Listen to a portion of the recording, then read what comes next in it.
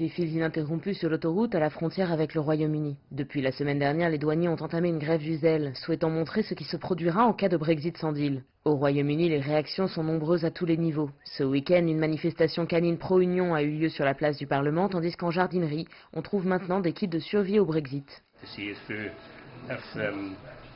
C'est un kit de survie pour la fin du monde. Si nous ne pouvons pas avoir de nourriture et de légumes, on peut les faire pousser. Ils pousseront toute l'année et nous nourrirons jusqu'à ce que le calme soit revenu et qu'on puisse passer à autre chose.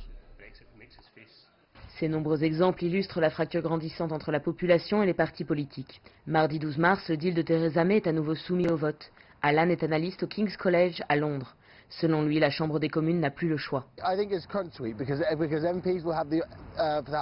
Je pense que c'est une semaine critique pour la Chambre des communes, car les députés auront la possibilité de supprimer certaines options concrètes en matière de Brexit.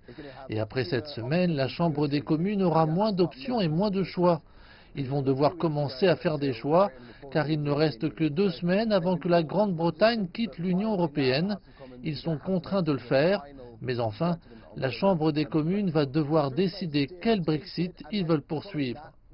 Donc, si l'accord de Theresa May est rejeté et que le no deal est rejeté, il ne reste que très peu d'options, à part un Brexit proche de la situation norvégienne, plus doux, ou un autre référendum plus probable.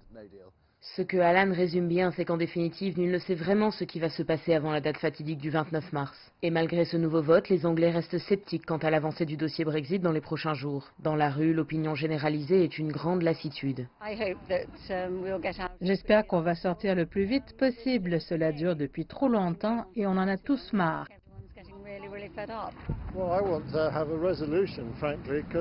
Je veux juste que cette histoire soit résolue, car comme le reste du pays, j'en ai marre. Je veux un deal ou pas de deal, peu importe.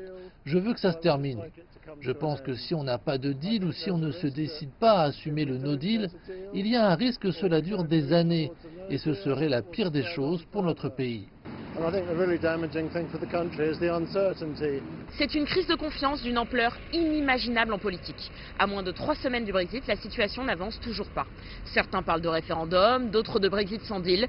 Le deal de Theresa May, lui, est à nouveau soumis au vote le 12 mars, mais l'issue de ce vote semble peu positive.